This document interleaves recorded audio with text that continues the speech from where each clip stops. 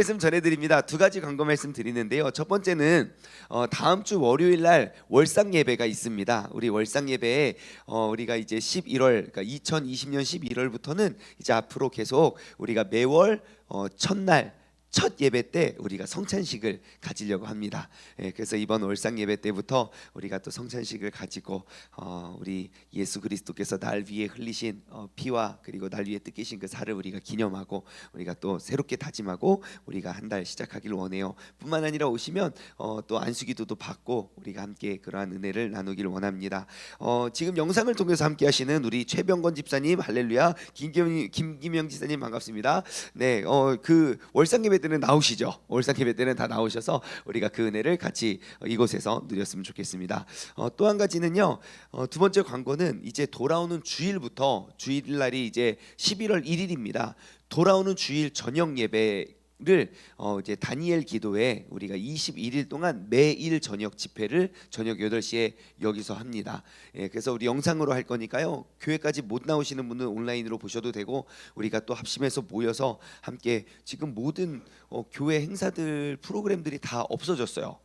그 지난 뭐 여름 행사도 없어지고 수련회 부흥회 뭐 이런 것들 특세 뭐 이런 것들을 잘 못하기 때문에 그래서 우리가 다니엘 기도회 올해 함께 하는데 여러분 기대하시고 또 원래 제가 강사님들을 쭉 보니까 굉장히 평신도들이, 그러니까 우리가 잘 알지 못하는 평신도들이 되게 많더라고요. 근데 여러분들 그분들 간증 한번 들어보십시오. 우리랑 똑같은 평신도, 우리랑 똑같이 신앙생활 하는 사람들인데요, 어떠한 삶을 살아가고 있는지 우리가 큰 도전과 은혜가 될 것입니다. 그래서 여러분 돌아오는 주일부터 21일 동안 연속 부흥회 연속 부흥 집회가 다니엘 기도회가 매일 저녁 8시에 예배가 있으니까요. 여러분 꼭 함께 하시기 바라고 우리의 심령이 더욱더 불타올랐으면 좋겠습니다. 네, 오늘은 시편 7편 말씀을 가지고 하나님의 은혜를 하나님께서 허락하신 은혜를 나누기를 원합니다. 오늘 이게 시편 7편의 제목을 한번 보시면요. 좀 생소한 단어가 두 개 보입니다. 첫 번째는 다윗의 뭡니까? 시가욕. 야, 이 시가요는 뭔가 시가요는? 그리고 두 번째 베냐민의 구시의 말에 따라 여호와께 드린 노래. 이 베냐민의 구시는 뭐지? 베냐민은 지파인가? 구시는 시간인가? 우리가 쭉 그러잖아요. 그래서 옆에 도움말에 보면 답이 다 나와 있습니다. 굉장히 고마운 책이에요. 다윗의 시가요, 그 시가요이 뭡니까? 음악 용어이고요. 급격한 변화가 있는 리듬의 정열적인 노래 혹은 슬픔의 노래인데요. 그 변화가 있는 리듬의 정열적인 막 여호와여 내 하나님 주께 피하요니 뭐 이럴 수도 있습니다. 정확히 제가 들어보지 못해서 알 수는 없지만 이 아무튼 시편 7편이 아주 급격한 변화가 있는 리듬의 정열적 노래가 아닐까 싶습니다. 두 번째, 베냐민인 구시의 말을 따라라는 것은 옆에 또 나와 있죠. 도움말에 베냐민인 구시. 아직 신원은 불분명하지만 사울의 친척 가운데 한 사람으로 다윗을 중상모략한 인물로 추측된. 요즘 현대인들은 이 또 중상모략이 또 뭔가 싶죠. 그 뭐냐면 근거 없이 막 사람들 헐뜯고 이렇게 비방하는 사람들이에요. 그래서 이 제목을 보는 것이 그 시를 해석하고 이해하는 데 큰 도움이 됩니다. 왜냐하면 지금 오늘 시편 7편 말씀의 배경도 우리가 명확히 알 수가 없어요. 시편 7편만 이렇게 봐서는 이게 지금 어떠한 시이고 무엇을 말하는구나 라는 내용은 알 수 있지만 어떠한 배경과 어떠한 대상에게 어떠한 근거 속에서 이러한 고백을 하는지는 알 수가 없거든요. 그래서 우리가 지금 이 제목들을 보면 힌트를 얻을 수 있습니다. 자, 1절부터 한 번씩 살펴보도록 하겠습니다. 여호와 내 하나님이여, 내가 주께 피하오니 나를 쫓아오는 모든 자들에게서 나를 구원하여 내소서. 그럽니다. 자, 지금 뭔가 지금 다윗이 뭔가 누군가에게 쫓기고 있는 것 같아요. 그렇죠? 쫓기고 있는 것 같고, 나를 쫓아오는 모든 자들에게서 내게서 나를 구원해 내소서. 그럼 또 우리가 생각해 볼 수 있죠. 다윗을 누가 이렇게 또 추적하고 쫓아내었는가? 몇 번 이게 쫓김을 당한 적이 있거든요. 그런데 우리가 이 배경, 이 시의 배경이 언제라고 우리가 알 수 있습니까? 답은 아까 그 문제 속에 다 나와 있었습니다. 어디였습니까? 베냐민인 구시예요. 베냐민은 지파의 이름이죠. 그러니까 정확히 누군지는 베냐민 사람인 구시가 그 이름이 구시인데 그 구시가 이제 누군지는 우리가 알 수 없지만 그 사람이 어디 출신인지는 알 수 있어요. 어디 출신이요? 베냐민 출신이에요. 자, 베냐민 출신 중에 다윗을 완전 이렇게 힘들게 막 쉬지 않고 막 군대를 이끌고 다윗을 쫓았던 사람이 있죠. 누구죠? 사울이요, 사울. 예, 그래서 지금 베냐민인 구시에게 이렇게 따라서 드리는 노래라고 한다면, 이게 지금 사울에게 이게 쫓겨났을 때 지금 이제 그 쫓김을 당할 때 기록한 시가 아닐까라고 우리는 알 수 있겠죠. 자, 그런데 다윗은 이야기합니다. 여호와 내 하나님이요, 여호와 그분은 나의 하나님인데 내가 주님께 피한대요. 다시 말해 주님은 나의 피난처가 되신다는 것이죠. 여러분, 하나님은 우리의 피난처가 되십니다. 아멘입니까? 자, 지금 방금 전에 말씀드렸던 대로 사울이 다윗을 쫓을 때 다윗이 엄청 고생을 하거든요. 엄청 힘들어해요. 그 고생하는 것의 일부를 본문 말씀에서는 우리를 조금 힌트를 얻을 수 있는 것 같은데요. 2절을 볼까요? 자, 나를 구원해 주세요. 왜냐? 내가 건져낼 자가 없고, 그리고 그들이 사자같이 나를 찢고 뜯을까 하나이다. 그래요.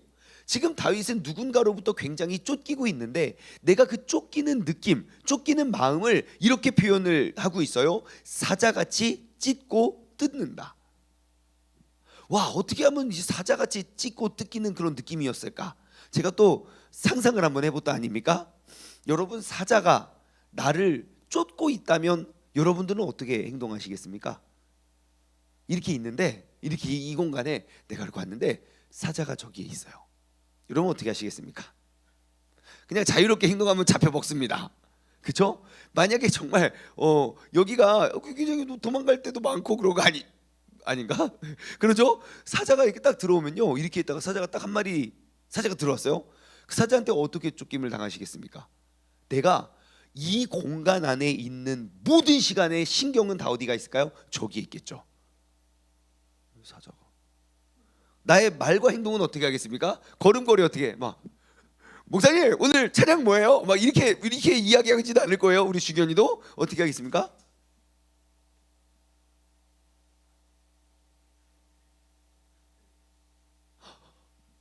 계속 이러겠죠? 모든 신경이 거기에 쓰여 있을 것이고 나의 모든 행동에는 제약을 받을 거예요. 뿐만 아니라 여러분 잠 편히 주무시겠습니까? 예? 예. 잠자는 사자의 코털을 건들면 안 되는데, 예? 우리가 잠잘다 코라도 골면 이 사자가 이게 다 이게 뭐 잡아먹겠죠. 그러니까 사자가 나를 찢고 뜯을까 염려할 정도로 괴로운 그러한 상황 속에서 다윗은 뭐라고 고백합니까? 주님은 나의 피난처가 된대요.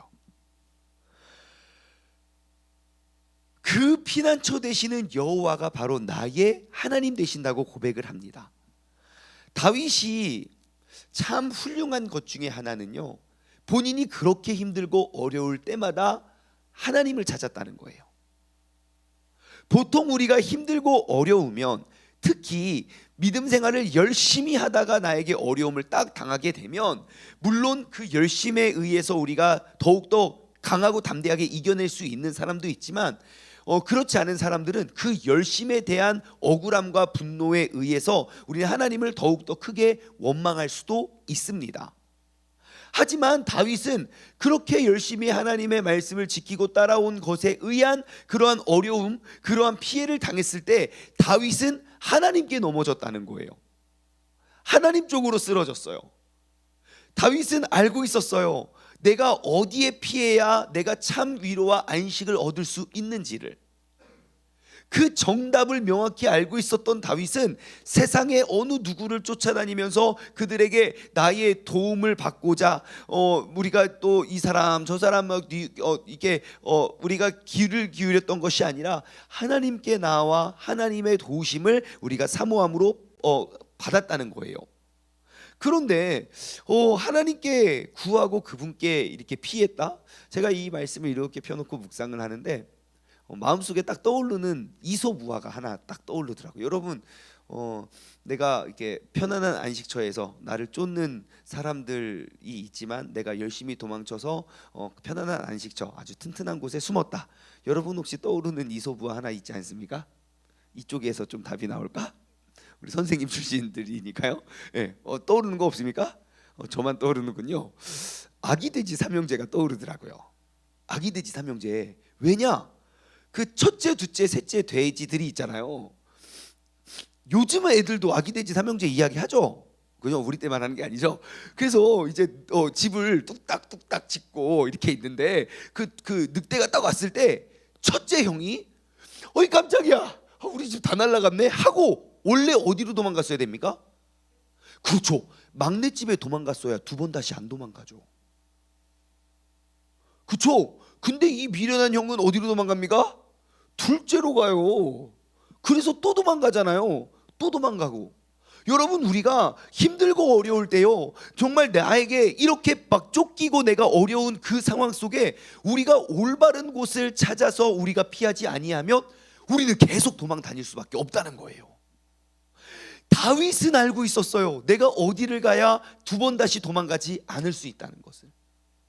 야, 이게 진짜 대단하지 않습니까? 저하고 황학영 지사님만 대단한 걸로. 이거 아기 돼지 삼형제가 떠올랐는데, 아멘, 아멘, 아멘.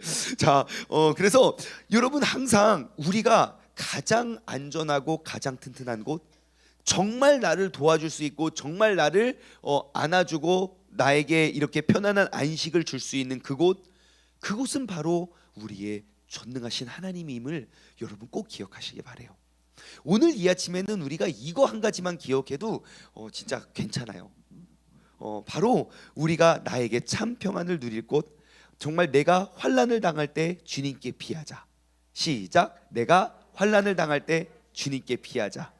예, 내가 쓰러질 때 주님께 쓰러지자. 시작. 내가 쓰러질 때 주님께 쓰러지자. 여러분, 지금이 바로 지금 이렇게 힘들고 어려운 시기가 있을 때 언제 끝날지 우리가 알지조차 못할 때가 바로 우리가 주님께 더욱더 쓰러지고 주님께 더욱더 의지할 때임을 기억하시기 바랍니다. 여러분, 넘어질 때 넘어져도 괜찮아요. 누구나 쓰러지고 누구나 넘어져요. 하지만 꼭 주님 품 안에 넘어져서 정말 우리의 참 평안과 나의 하나님, 나의 피신처가 되는 것이 오직 여호와 하나님이 되시기를 주님의 이름으로 간절히 소망합니다. 우리가 주님께로 넘어지고 주님께 넘어지면서 우리가 살아갔으면 좋겠어요. 자, 이를 통해서 우리가 얻을 수 있는 또 다른 교훈은 무엇이냐면요, 세상에 살면서 나만 넘어지지 않아요. 내가 넘어질 때보다 내 주변에 있는 사람들이 넘어질 때가 더 많고 더 많이 봅니다. 그렇다면 우리가 이 말씀을 어떻게 적용해야 될까요? 내 주변에 넘어지는 사람들을요, 우리의 역할은 그렇습니다. 주님께 넘어지도록 인도해 줘야 돼요. 내가 넘어질 때 주님께 넘어지는 것만 생각하는 게 아니고요, 내가 넘어질 때 내 주변에 넘어지는 사람들이 다 넘어지고 쓰러진 다음에 우리가 어떻게 하는 건 너무너무 힘들어요. 그래서 꼭 그들을 이끌어 줘야 돼요. 힘들고 어렵지 주님께 나와 기도해. 제가 예전에 미국에 있을 때 어떤 형이 한 명 있었어요. 어떤 형이 굉장히 교회는 열심히 가나 세상을 굉장히 사랑했던 형이 한 명 있었는데 대단해요. 그분은 정확히 이 다윗의 신앙을 갖고 있었어요. 다윗의 믿음을 갖고 있어서 아무리 내가 새벽 4시까지 술 먹고 5시에 교회 가서 자요. 와, 진짜 멋진 신앙 아닙니까? 와가지고 그 젊은 청년이 와가지고 그렇게 앉아있으면 왜 술 냄새가 있잖아요. 쫙 퍼지는데 모르겠어요. 그 형이 어떻게 지내고 있는지. 제가 그때 언제입니까? 2002년도인가 제가 미국 갔을 때 만났던 형인데 아마 잘 지내고 있지 않았을까 생각해 보지만 모르겠어요. 세상을 너무너무 사랑해가지고 여자들도 사랑하고 술도 사랑하고 그래서 어떻게 지내는지 모르지만 아무튼 그게 너무 인상적인 거예요. 그러면서 하는 말이 그거예요. 나는 꼭 넘어지더라도 나는 교회로 쓰러진다. 그러면서 계속 그렇게 그것이 나를 살리는 길이고 내가 다시금 일어설 수 있는 길이다. 여러분 넘어질 때는 항상 어디로? 주님께로. 바로 오늘 다윗 그 시편 7편에 내가 정말 힘들고 어려운 상황 속에서 나를 이끌어주고 나를 다시금 세워줄 수 있는 나의 참 안식처가 바로 여호와 하나님임을 여러분 우리가 다시 한번 기억하길 소망합니다. 뭐 3절부터 계속 쭉 봐도요, 여호와 내 하나님이여 내가 이런 일을 행하였거나 내 손에 죄악이 있거니와 화친하다 쭉 이야기합니다. 자, 5절 뒷말에 뭐가 있냐면 원수가 나의 영혼을 쫓아잡아 내 생명을 땅에 짓밟게 하고 내 영광을 먼지 속에 살게 하소서 셀라 그래요. 자, 여기서 말하는 그 셀라, 셀라 또 다시 등장을 합니다. 시편하고 아마 하박국에 조금 몇 번 나오는 걸로 알고 있어요. 그 셀라가 한 70 몇 번 나오거든요, 성경에서. 이 셀라는 뭐냐? 이 셀라 다시 한번 짚어드리고 넘어가면요, 여기서 셀라 이렇게 나오면 우리가 크게 정확히 뭐 이겁니다라고 말할 수는 없지만 여러 가지가 있지만 정말 크게 딱 두 가지인 것 같아요. 첫 번째는요, 셀라, 그 셀라의 의미가 소리를 높여라, 떠받쳐라, 솟아올라라 그런 거예요.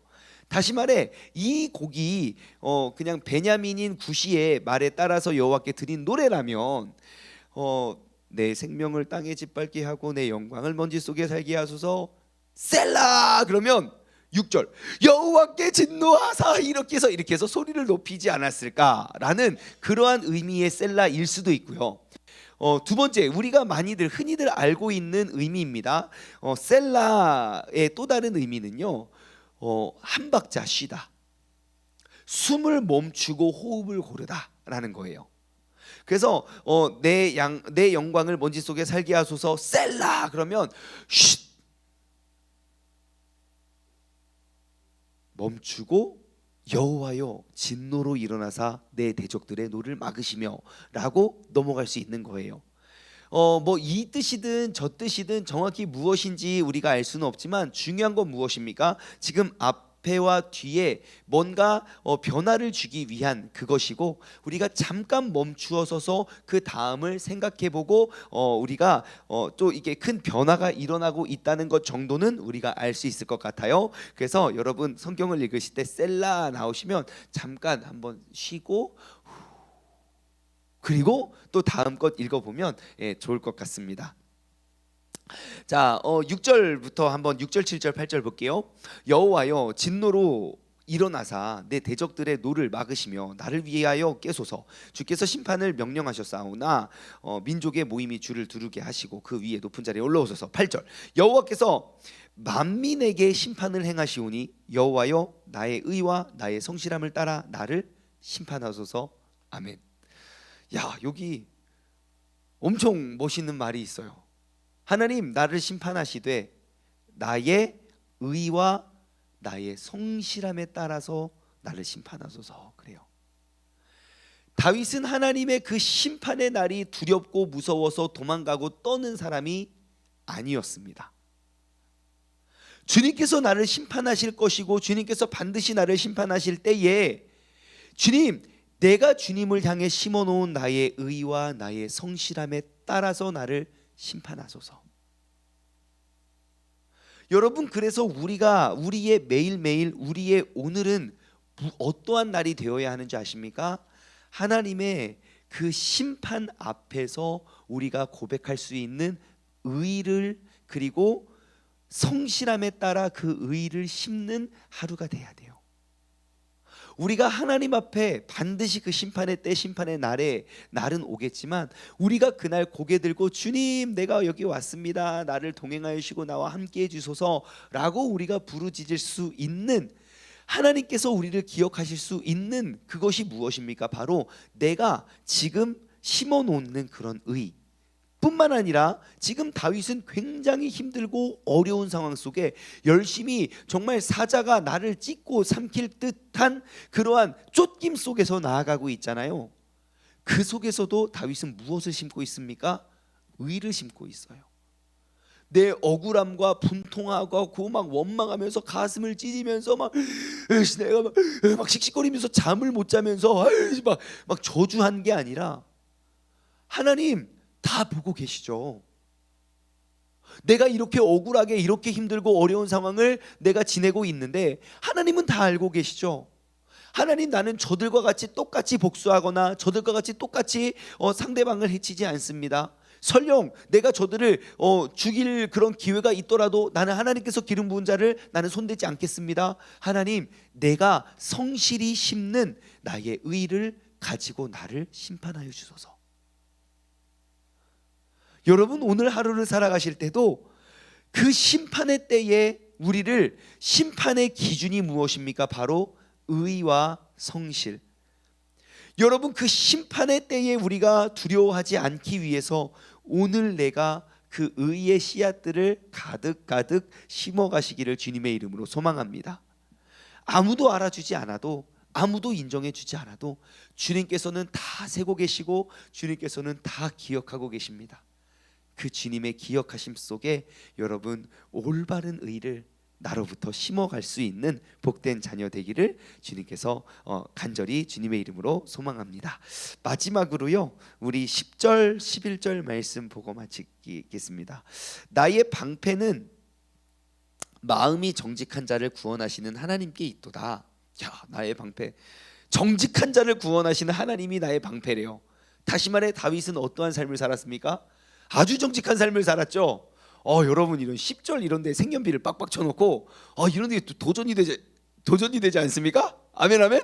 예, 주님, 나의 방패는 마음이 정직한 자를 구원하시는 하나님께 있습니다. 주님은 나의 방패입니다. 주님은 나의 피난처입니다. 아멘.